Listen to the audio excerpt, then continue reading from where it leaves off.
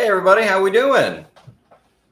Just want to say hi to everybody. We're going to take just a minute and see if some folks are going to join us. If not, that's totally fine too. But just wanted to come to everybody and discuss some topics today, and maybe just mingle and say hi and hope everything's good for everybody. It is absolutely pouring in my neck of the woods here. I'm not going to discuss locations or anything, but dear Lord, we are having a monsoon of some sort, and it's just absolutely, I mean, I'll tell you what, if you're not careful, you're going to float away. But we're going to talk about a couple of things: violin strings, rosin, budget-friendly guitars, some that I really like, and starter guitar amps, and some practicing tips. So let's start with the violin parts of it, okay? And if you got any questions, put it down in the chat, and we'll go ahead and answer them as best we can. All right, so to start off, I've got some notes here that I wrote down. Violin rosin. So I'm going to describe to you my journey. All right. Now, these two rosins are made by the same company. They're not the cheapest rosins out there. They're not the most expensive rosins, but they're quality. Okay. And I mean quality. I mean, they're not bad. They're very good. They look identical. The hue, the amber, the color, everything looks identical. They're not. They're a somewhat different formula. Okay. Now remember, violin rosin is basically pine tree sap that they do some special things to. Okay. So all of this is kind of basically the same base, right? But it has a slightly different formula. This is called Andrea Solo rosin. Solo, S-O-L-O. Okay. This is called, it's by the same company, Andrea A Piacere. I don't know. It is Italian, and I am not Italian. So we're going to go with kind of what I just said. Anyway, the point is the Solo rosin, my bows love Solo rosin. My bows do not like A Piacere rosin. I don't, ask me why. I have no clue. They're different bows. They have different horsehair on them, but for some reason, this makes my bow and its contact with the violin very scratchy and a little too like grainy almost. Now, as soon as I put the Solo on there, I kind of got a little bit of the extra piacere off, right?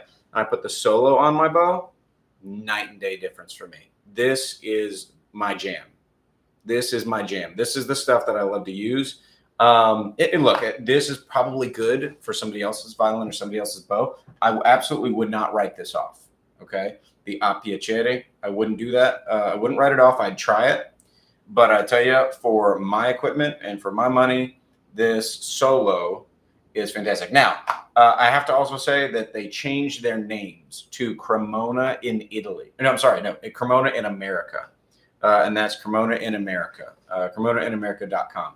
They have different blends or formulas for rosins. So check those out. You've actually seen this on my website before. I've talked about Andrea Solo. And even though this is a new company here, well, it's not a new company. They just changed their name. They rebranded, and they've got the same formula. It's the same formula as the old Solo, the new Solo. Even though they did that, nothing has changed. This is exactly still what I recommend on those website articles. So keep that in mind, okay? Awesome, awesome stuff right there. Hey, Omega, good to see you, man. Excellent. Yeah, local, we're going to keep local, and online for privacy considerations. So, yeah, just to protect everybody. Okay, let's talk about some Zayek strings. And we've got violin strings right here. I just put these on my violin. They're not terribly expensive. They're not, as far as violin strings go, okay? So violin strings are usually they run like, I don't know, anywhere from 25 to literally 150 bucks or sometimes a little bit more. I usually don't do the really expensive stuff. Like I put some $80 to $100 strings on my violin, and my violin really likes them. That's great. It works out pretty well, but it really likes these. And these are only like $45, 50 bucks a pop. Really, really good strings, I got to say. If you're wanting to try something, now they are synthetic core, okay, which I really like. Sounds really good. They profess to be more like a gut string. I haven't played gut strings in a while, so I'll be completely honest with you. I can't really compare them, but these are fantastic, especially for the money. I put them on my violin and I did some recording in the studio with them the other day. I got contracted to do some recording work, and man, I'll tell you what, by golly, really, really solid. So try out these IX strings when you get a chance and see if they work for you. I got medium tension ones, and then, of course, my scale is 4/4. But yeah, you might really like these. I don't know. Violin folks might really like them. Okay. Okay, now let's go ahead and talk about some Sterling guitars. Okay, Sterling guitars. Sterling guitars are some of the best guitars that I have found in their price range. They're very good, very friendly on the budget, and extremely useful. A couple of my students have Sterling guitars, and I'll tell you what, the amount, the product that you get for the money that you spend blows me away every time. Now, they have gone up a little bit because of the supply chain issues. They used to be less than $300. I think they're like three or $350 brand new, something like that. But they used to be a little bit less than $300, especially like the silhouette models. The silhouette models used to be a little bit less. The Cutlass models are around that price range, yeah, still right now, but very, very good. The Axis models, excellent. A lot like one Edward Van Halen's signature guitars. Now, Sterling is made by Music Man, and Music Man is a fantastic company. I don't know, I can't remember exactly how all the history went, but Fender, Leo Fender was involved in some secret way with Music Man, Leo Fender of Fender Guitars, right? This was after I think he sold to CBS or something like that. Don't quote me on that, but I'm pretty sure that's how that went. And then afterwards, he went and started G&L, which stands for George and Leo. All right, George Fullerton, Leo Fender, I believe George Fullerton, I'm pretty sure. And that's where we get that. So Music Man also makes Sterling, and that's right in the middle there of Leo Fender's guitar designs. And I'll tell you, for the money, the Sterling guitars are fantastic, especially the tremolos. The tremolos are very, very good. I got to tell you, really, really good choice. You're not really going to go wrong. Just make sure it's got low action and everything works well, and it's just fantastic. Really good guitar, especially considering the money. Okay, the next thing is I would say I've gotten some questions this week about what a great electric guitar amp is for starters, right? For people that are just picking up the instrument, or they're trying to get back into it or something like that, and they want a good starter electric guitar amp. I've always told students, if you need something to practice with, and let's say you don't know what you like let's say you're just starting out and you really only play one genre of music, and you need to branch out a little bit, I would definitely look into a modeling amp. Okay, so modeling amps are amplifiers that are not tubes. They are amplifiers that are usually solid state. Actually, I think always solid state. But anyway, and they model or emulate the sound of a real tube guitar or real tube amplifier in various ways. Now, sometimes there's just solid state amps that are so good that those modelers will model a different solid state amp, right? And that's fine. That's fantastic. Was it Roland JC120 is phenomenal, clean channel, just pristine, almost like sterile room environment clean. It's just gorgeous. And there's some amplifiers that are modeling amps that will model that. Okay, but my point is that the modeling amps tend to be lighter. They're very versatile. They get you a bunch of different sounds: clean, distortion, delay, chorus, anything that you can think of. The modeling amps will do for you. And I highly recommend and suggest that my students get modeling amps to start off with. They're usually a little bit more inexpensive. And by a little bit more, I could mean a lot of it more. Like, man, one of the amps I used to suggest as a tube amp, a first tube amp for students, was a Fender Blues Junior. And those suckers have gone up in price. Oh my goodness, they're so expensive now, at least compared to what they used to be. So yeah, I love the tube amps. I love the Fender Blues Juniors and all that, but they have their lanes, right? Get you something that you really know is going to be able to get you a bunch of different tones, a bunch of different distortions, a bunch of different sounds, and you're going to be able to grow with that amplifier, right? So a modeling amplifier is usually the way to go on that, okay? Or at least something that tries to do a lot of sounds so that you can practice a bunch of different genres, that, I assign you or that somebody else assigns you. And also you can just experiment. You can find out what you like. You know what I mean? Find out how you like to play, At some point, you're going to want to get a tube amp. Actually, at some point, you're just going to want to go to a bunch of guitar stores and try a bunch of tube amps, because a lot of them with different power tube sections and different circuitry, they'll feel different, they'll play different. So you're going to want to try those out and go places and just do that as much as you can, wherever you can, right? Big box stores are good for this. They have a bunch of amplifiers.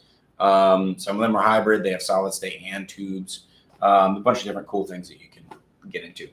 Okay. All right. Let's talk about practicing real quick. So this is what I tell my students a lot. What is practicing? Practicing is the art of essentially downloading something into your brain, right? So that it's reactionary. In other words, it's just so innate that you don't have to think about doing it anymore. Now, I would say the first things that you want to download are a lot of technique stuff, just how to do it, whatever you're doing, how to do that instrument, how to play it, just downloading technique and skills, right? A lot of times that comes in form of rudiments for drums. You're just doing different rudiments with your hands and so on and so forth. That's fantastic. Some of it comes with like doing like fourth finger exercises for the guitar students. You guys are familiar with those. I tell us to do violins, changing the elbow, getting used to changing strings. These are just basic things that you have to learn how to do on any particular instrument. But there's an important thing that I want to convey to you. Downloading, so for example, if you pick up your phone or your computer or whatever and you download something, it's just one click, right? Super simple, super easy, just one click. Human brains don't work that way. Surprise, right? Shocker. We don't work that way. How do we download into the human brain?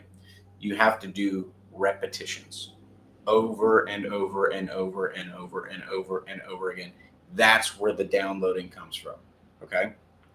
So do repetitions. Here's what I suggest. What you do is you write down which repetition you're on. And what is a repetition? It's just when you do something and you don't choose, don't do the whole song 10 times in a row. It could be a really long song, right? It's going to take you forever, right?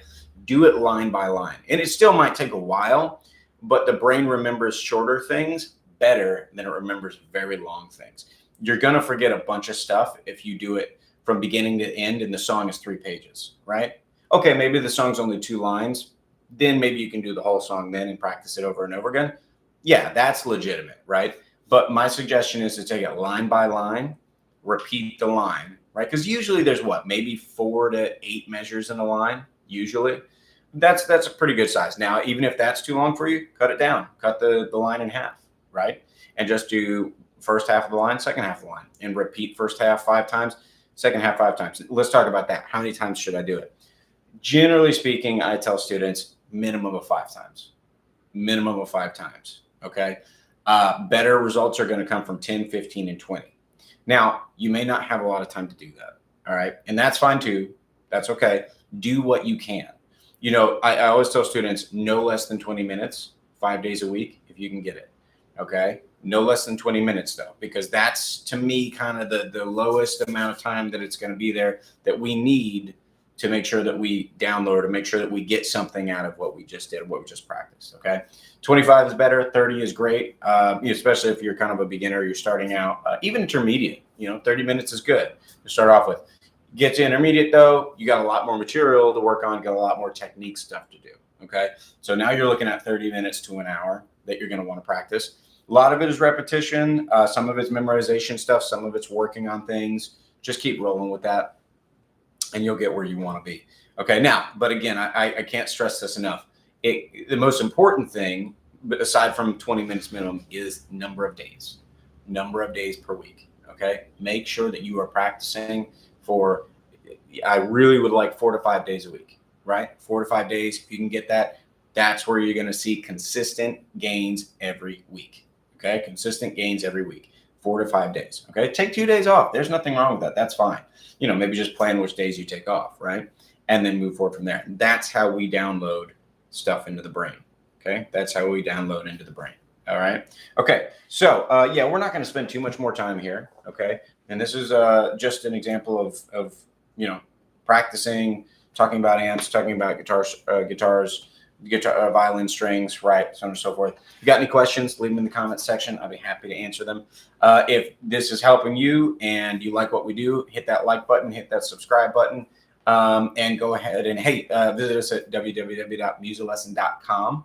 If you want to support us, you can go to musiclesson.com/shop. Okay, musiclesson.com/shop, and you can check out some of the sweet gear and swag that we got. Everybody calls it that. Anyway, you can check out all that sweet stuff that we've got. We got some pretty cool shirts and sweatshirts and stuff like that, and we'd appreciate it if you supported us that way as well. All right. Okay. Thank you for joining us. Been a great time. Glad to see everybody. Local students, awesome to have you here as well. I'll see you guys and gals this week, and we'll move forward from here. Okay. Let's practice. Use this stuff to help you out, and have a great evening. See you soon.